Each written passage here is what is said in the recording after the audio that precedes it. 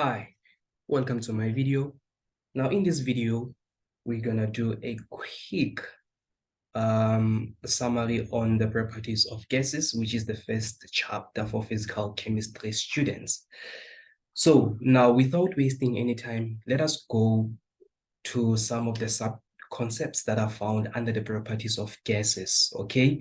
So after talking about the gases, we are most definitely going to talk about the liquids. After talking about the liquids, we are going to talk about the solutions. So in this session, it is only based on the gases. Each and every time when we do these sub-concepts, make sure that you think of anything that says gases, okay? So now let us start with the first sub-concept that we are going to talk about here in the properties of gases. Let us firstly discuss the characteristics of gases, right? I mean, like at the back of your mind, always think gas, okay? So now, what are the characteristics of gases? This is what you know about the gases. We say they expand spontaneously to fill the container, which is true. Like for an example, let's say for an example, we are provided with a container like this, and in this container, we have the gaseous molecules. We know that the gaseous molecules, they move freely in their container, unlike the liquids, unlike the solids. We know that these gaseous molecules will move freely around this container. That's why we say one of the characteristics of gases, they expand spontaneously to fill the container. They move relatively free to with one another. Another property, another characteristics of gases is that gas can be readily compressed, which is true.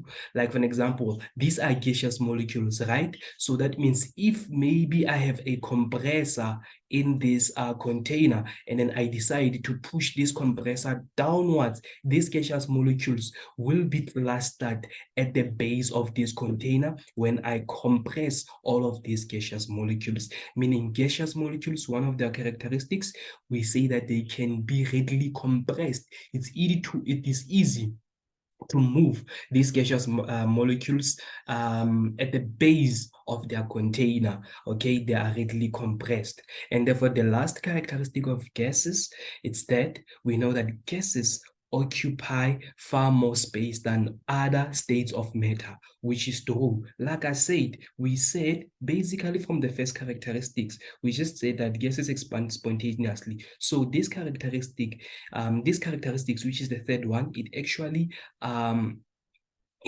emphasizes on this characteristic that gases occupy far more space than other states of matter. We know that the gases are found far apart from one another, okay? That's how we can define the characteristics of gases without wasting any time. And therefore, now we have what you call the perfect gases. We can call them the perfect gases, or we can call them the ideal gases, okay? Or we can call them the non-real gases, okay? We can call them the perfect gases. We can call them the ideal gases. We can call them the non-real gases. So now, before we can even discuss this, what are non-real gases? What are the perfect gases? What are the ideal gases? These are hypothetical gases. In reality, there is no such as a perfect gas, okay? So meaning when a gas, it is perfect under certain conditions, but we'll look onto those conditions, okay? When you talk about the perfect gas, I mean like it is what satisfies what we think of the gases. If I give you the gaseous molecules in this container, what would you say basically about the molecules of these gases? You're gonna say the molecules of these gases, they do not have intermolecular force. And I'll ask you, why do you think that this molecule and this molecule and this molecule and this molecule and this molecule are not experiencing the intermolecular force? Simply because you're gonna think that because they are placed far apart from one another. So when each and every time when you think of molecular intermolecular force, you would think of an attraction. So you would most definitely think that there is no attraction between these two molecules because they are far apart from one another. But in reality, actually, the gases, they are experiencing intermolecular force, basically. It's just that when something, it is perfectly seemed to be like that, it will make sense to think that there is no intermolecular force between these two gaseous molecules. That's what we call the perfect gas, okay? So one of the characteristic of the perfect gas is this one, okay? We're going to discuss two of them. So we say that increasing temperature will result in increase in gaseous molecules speed, chaotically collision. So now this is true. These are the gaseous molecules. So if you increase the temperature of this container, let's say for an example, you place this container of gas into a stove, what is going to happen? These gaseous molecules will move chaotically in this container. The speed of these gaseous molecules will be faster, and therefore there will be a chaotic movement and collision of these gaseous molecules in this container. So that's why we say when you increase the temperature of an ideal gas, what is going to happen? The speed of these molecules will most definitely increase. As the speed of these molecules increase, we're going to have what you call a what? A chaotic collision, which simply explains the molecular theory, but we'll see when we get there, okay? Another characteristic of a perfect gas is that the gaseous molecules are widely separated, move as they are unaffected by intermolecular force. This is what I said to you. These gaseous molecules, okay, they are widely separated. I mean, like you can see with your own naked eyes. And these separated gaseous molecules, they move as they are unaffected by the intermolecular forces because it's a perfect gas. But in reality, a real gas, not a perfect gas, a real gas, it is affected by an intermolecular force. But a perfect gas, it seems as if there are no intermolecular forces at all. And you have to understand that there is no such as a perfect gas in reality. This is an hypothetical type of a gas. It's a gas under a study based on certain conditions. Okay, that's how it works. Now we move to subtopic number 2, pressure and units. So we're not going to talk much about pressure and units. We know how to calculate pressure. We know the formulas that we use for pressure. We know the units of the pressure, right? We know how to calculate pressure. Okay, so most of the times, because we are talking about the gases, we're going to talk about the pressure experienced by the gases. Okay, so I'm not going to dwell too much on this. So let's move. But if you want me to elaborate on here, it's still fine. So I'm going to move to number 3, which is the instruments. Now, the instruments that are used to measure the pressure, maybe they can ask you in exam, give 2 instruments that are used to measure the pressure of the gases. So we use the barometer. The barometer actually, it is an instrument that measures atmospheric pressure.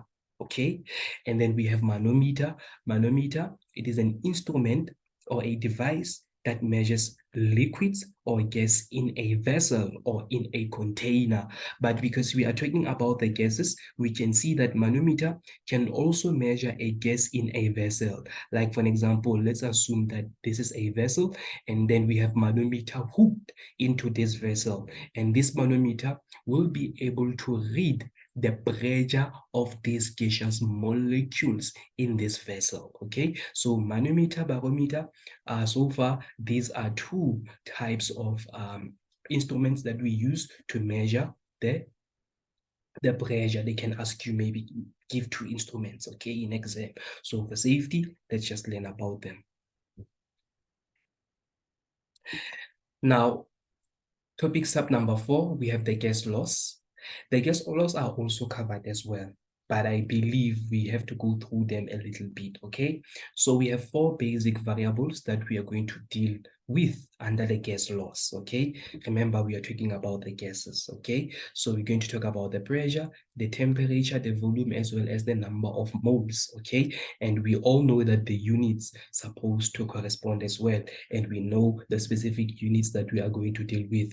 Like for an example, the temperature, we talking about the absolute temperature, whereby the units are in Kelvin, and most of the times it depends on the value of R to determine the pressure. Normally we use the atmospheric pressure, but make sure that your pressure, it is also an absolute pressure. If your pressure, it is an absolute pressure, let's say maybe if your pressure is given in a gauge pressure, you have to convert your gauge pressure into absolute pressure by adding your atmospheric pressure in. If your pressures are in ATM, we know that atmospheric pressure, it's 1 atm. And therefore, let's say maybe you are provided with a gauge pressure. You're going to plug your gauge pressure over here, add it to your atmospheric pressure to get your absolute pressure. So each and every time when you talk about the gas loss, which is denoted by this equation, PV is equals to nRT. Pressure that we are talking about is an absolute pressure. So that means if your pressure, like I said, it is given in gauge pressure, make sure that you convert it into absolute pressure by utilizing this equation. Atmospheric pressure in atms will always be 1. Okay, but if it's given in millimeter mercury, it's 760. If it's given in torrs or bars or whatever units, make sure that you look on your conversion table. Okay, so we use absolute pressure for this formula, absolute pressure and absolute temperature, which is always in Kelvin, our temperature. Now, this is what is happening when you talk about the gas loss. Okay, the gas loss are simply based on an investigations. There are 3 gas laws that we're going to look onto. These are the postulates made by the 3 scientists. We have Boyle, Charles, and then the Avogadros. Now with Boyle he talked about pressure and volume. So now when you talk about 2 basic variables, you're supposed to hold other 2 basic variables constant. Okay, like for example, Boyle, he spoke about pressure and volume. Out of these 4, he spoke about pressure and volume. That means he had to keep what constant? He had to keep temperature and amount of gas constant, and therefore he wanted to see the relationship between these 2. Okay, all right. And then Charles, at the same time, he had to talk about 2 variables. He spoke about volume and temperature. That means what is constant here? What is constant? It's pressure and the amount of gas. You see, hold only 2 and investigate 2 out of these 4. So Avogadros decided to take volume and number of moles of the gas. He investigated these 2 variables, and therefore which 2 variables he kept constant? The pressure and the temperature. Okay, so I'm not going to dwell too much on this. We have already dealt with these things, just as a quick reminder on what is basically taking place. And therefore, the ideal gas equation, it is denoted by this, which is what I have just shown you over there. So this is what we call an ideal gas equation. So this ideal gas equation is combination of these 3 postulates. These 3 scientists, they did their discoveries and they combined all of their discoveries to form one equation. So this one equation, it actually comes from these 3 guys over here. Okay, it's called the ideal gas equation. Now, under the gas laws, now what is an ideal gas? We saw that we have an ideal gas equation, which is this one. But now, how do we define this ideal gas? Remember, I said to you, an ideal gas is a hypothetical gas. Okay? Now, they can ask you in exam, state an ideal gas. This is how you're going to state it in exam. You're going to say, an ideal gas is a hypothetical gas whose pressure, you see, you mention those variables. It's a hypothetical gas whose pressure, volume, and temperature behavior is described completely by the ideal gas equation. It's simple. Basically, just define this referring to the pressure, volume, and temperature. Okay, so now here's the important part.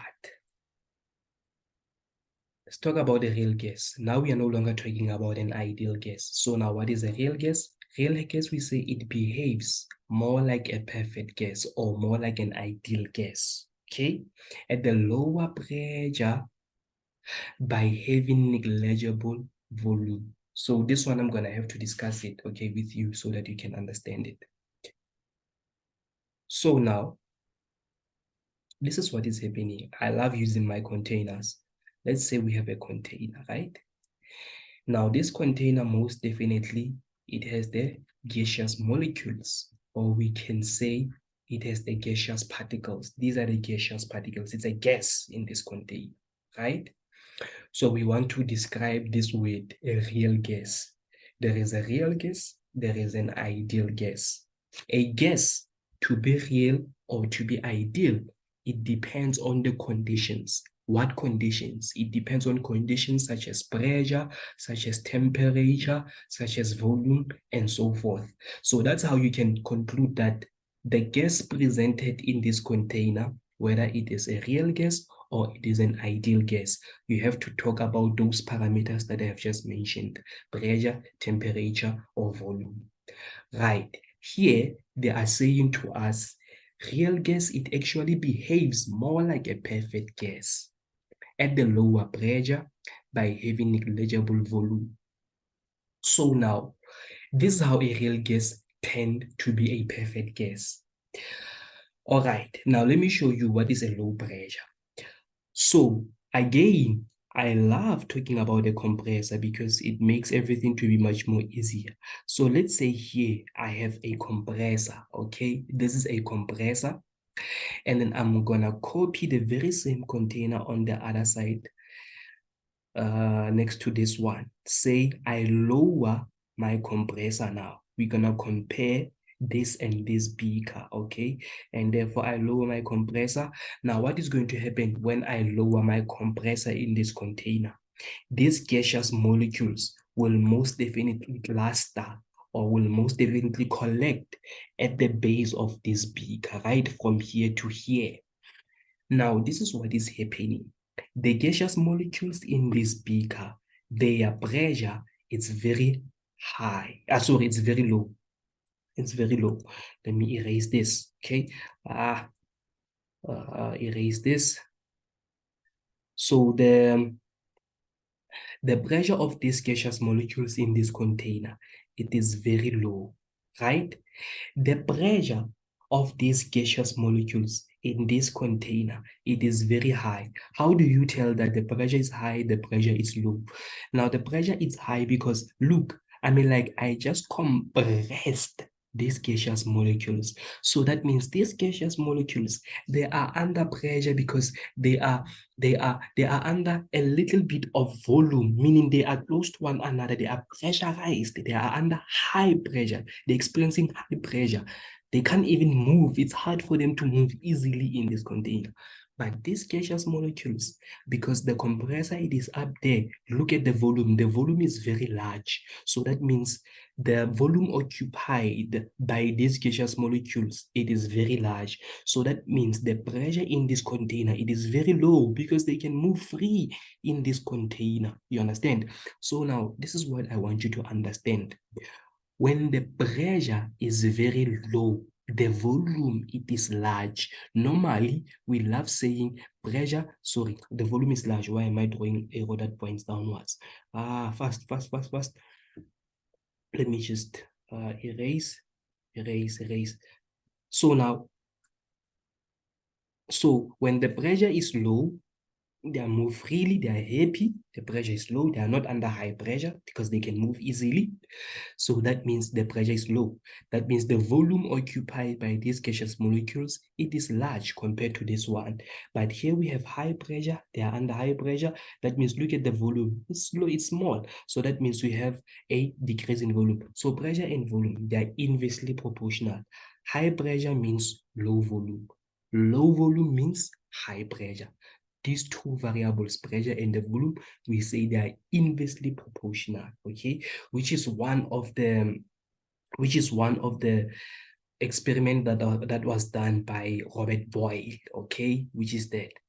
So now this is what is happening. We're describing a real gas.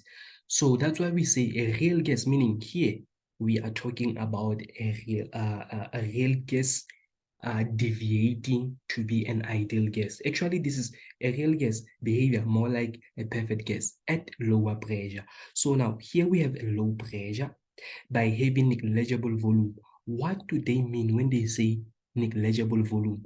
Look, it's more or less like these particles or these molecules of gases, it's like they do not have volume at all. Why? Because they move easy. Like it's like they're moving, lingering all over. It's like they're all over the place. It's like they're all over the place as if they do not have volume at all. That's why we say if the gaseous molecules experience low pressure, their volume becomes negligible. It's more as if they do not have volume because they're just moving out in jeep.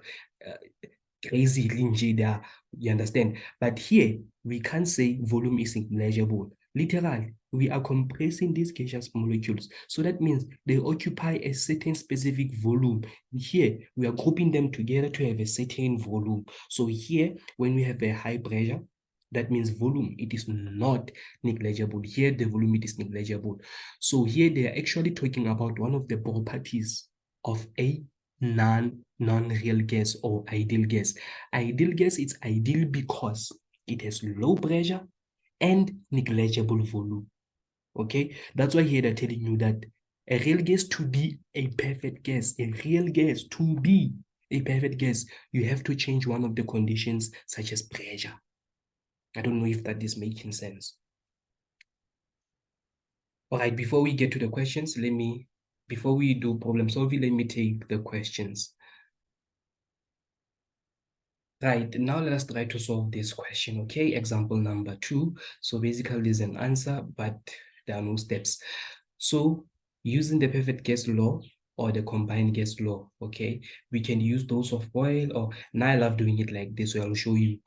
In an industrial process, they say nitrogen is heated to 500 Kelvin in a vessel of constant volume. If it enters the vessel at 100 atm and 300 Kelvin, what pressure would it exert at the working temperature if it behaved as a perfect gas? For a fact that it behaved as a perfect gas, remember the only time when you use this question, which is PV is equals to nRT. Remember, this is an ideal gas equation, or it is the perfect gas equation. Remember, I say to you, perfect gas, it's either we call it a perfect gas, or we call it an ideal gas, or we call it a non-real gas. Okay, so there is another simpler and a shortcut way to calculate this. But now this is what I want to do. This is how I'm going to treat this question. This is our final answer. We're supposed to get this. So in an industrial process, we have the nitrogen, right? We have the nitrogen gas. Now, this nitrogen gas, they say to us, it is heated to this temperature. And make sure that the units of your temperature are in absolute units. This is the absolute unit, Kelvin, okay? Not degrees Celsius. So meaning this is what is happening. The nitrogen is heated at this temperature, which is 500 Kelvin. Okay, this heated nitrogen, this temperature, I'm going to call it temperature number 2. So which corresponds with 500 Kelvin in a vessel at a constant volume. So remember here, volume, it is constant. Remember, when you talk about the two variables, the other variable is supposed to be kept constant. So if it enters the vessel, the nitrogen gas, if the nitrogen gas enters the vessel at this pressure, meaning this nitrogen gas, pressure 1 and temperature 1. This nitrogen gas, it entered the vessel at this pressure, which is 100 atm. And it entered the vessel again with this temperature, which is 300 Kelvin. So what pressure would this nitrogen gas, what pressure would it exert at the working temperature, at this temperature, which is 500 Kelvin? What would it exert at the working temperature if it behaved as a perfect gas?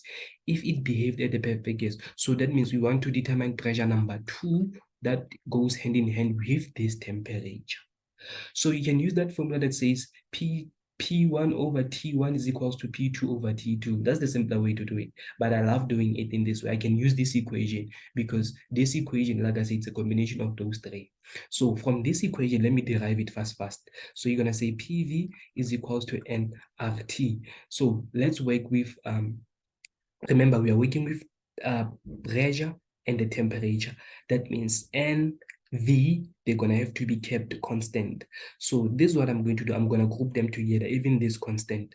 So in this equation, I'm going to have P is equals to NR divided by V multiplied by T. So this is a constant. So that means this is a constant T multiplied by P. So now this is what is happening.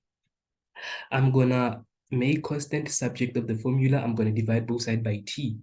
Remember for T1 and T2, remember here we have P1, we have T2. So meaning here, I'm going to have P1 over T1 is equals to this constant, which is P2 over T2, because I talk about two different conditions of pressure and temperature. Okay, so when you can just start by doing this. You don't have to derive your equation like this. But if you forget how to write this equation, you can start from the ideal gas equation. So our pressure 1 and temperature 1, it is pressure 1, it's 100 atm. Divide by temperature 1, it's 300 Kelvin, which is equals to pressure 2, which is what we are looking for. Divide by temperature 1, which is 500 Kelvin. And then we're going to cross multiply. So P2 multiplied by 300 is P2 300. And therefore 100 multiplied by 500 on my calculator is 50,000. And then we're going to divide 50,000 by 300. 300, we get P2 to be 166,67 atm. So here our final answer was rounded to nearest degree. So here we're just gonna round it to 2 decimal places, which corresponds with that one. I hope that was clear. Again, without wasting time, we're gonna continue to subtopic number 5. There's supposed to be 9 of them, okay, as a summary for these properties of gases. So now let's talk about the gas densities and the molar mass. This is already covered. I'm not gonna dwell too much on this, but if you want me to dwell too much on this, just a little bit, just to talk about this a little bit. If you want to determine the density of a gas, right? I mean, like you have a container, think of a gas all the times. And therefore we have the gases, we have the gas molecules. If you want to determine or know the density of these particles in this container, you're going to have to derive this formula. So how this formula was derived to determine the gas density, you're going to say from this formula, which is denoted by PV is equals to nRT. Remember, density, it is mass over volume, right? This is a formula that we use to determine density. So from this formula, we're going to derive this to determine the density. So E is equals to V. Okay, I have volume. So that means I want to see, would I be able to get mass out of this equation? Remember how to determine number of moles. Number of moles is given by number of moles divided by average molar weight or just molar weight. So N is going to be mass over molar weight. Molar weight multiplied by RT. Into this one, I just substituted my N over there. And therefore, I'm going to multiply both sides by molar weight. So here I'm going to have molar weight multiplied by P multiplied by V is equals to, this side I'm going to have mass multiplied by RT. And on both sides of the equation, I'm going to divide by RT. I want to make mass subject to the formula. If I divide both sides by RT, that means this side I'm going to have mass. This side I'm going to have M, P, V divide by RT. And therefore, I'm going to divide both sides by V, which is volume. So I'm going to have molar weight multiplied by P, divide by RT, mass. I divide both sides by V, meaning this side I'm also going to divide by V. So what is mass over V? Mass over V, it is our density. So that means our density in this case will be molar weight multiplied by pressure, divided by constant of the gases multiplied by T. So this is a volume, it's a formula that we use to determine the density of the gases. So if you want to determine the density of this gas, know its pressure, know its temperature in that vessel. We know R, the value of R, we know it. And then the molar weight, we know how to determine the molar weight. You use your periodic table. It depends what type of a gas are we talking about. Can talk about an oxygen gas. You know how to determine the molar weight of an oxygen gas using your periodic table. So we're talking about the molar mass. Okay, so I'm not going to dwell too much on this. Just know the formula on how to determine the density of a gas in a certain vessel. Okay, all right. So number 6, we're going to talk about Dalton's law of partial gases. Okay, Dalton is one of my favorite. So when you talk about the Dalton's law of partial gases, it is the formula that we can use to determine the Dalton's law of partial gas. So Dalton, this is what he explained. He said that the total pressure of a mixture of a gas equals to the sum of the pressure that each would exert if it were present alone. Now, let me show you what does this actually mean. I'm going to erase everything. So, say we have a container like this, right? And therefore, we have various composition of gases in this container. Let's say we have oxygen gas, the red one is oxygen gas, and then let's say we have another gas molecules in this container. This gas molecule gas, I'll call this nitrogen gas, and then the last one, let's say we have, for an example, I can pick which gas. Let's say we have the black one, the black, blah, blah, blah, blah, blah, blah, blah, blah. Let's say this is methane gas. I'm just making an example. This is a methane gas. Now, this is what is happening. When you talk about the Dalton's law of partial pressure, if I ask you, okay, remember here we have a mixture of gases. If I ask you, what is the pressure of this container based on these gases, you're going to say the total pressure of this container. It is made up of a pressure of oxygen gas. It is made up of a pressure of nitrogen gas. It is made up of pressure of methane gas. So that means if I add these pressures together of methane, nitrogen, and oxygen, they will yield to the total pressure of the whole container. So this, we call them the partial pressures, meaning pressure of oxygen, nitrogen, and methane in this container. These are the partial pressures. So that's why Dalton is saying the total pressure of a mixture of gases equal the sum of the pressure that each would exert if it were present alone. So methane is present alone, oxygen is present alone, nitrogen in this vessel, it is present alone. So if I want to determine the pressure of the mixture of these gases, I'm just going to have to add their pressures individually to get the total pressure of the whole vessel.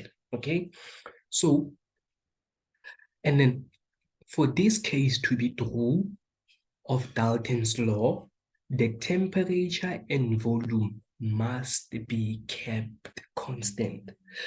And then you wanna ask me about the number of moles. Obvious, oxygen, nitrogen, and methane, they have their own specific number of moles because these are different gases.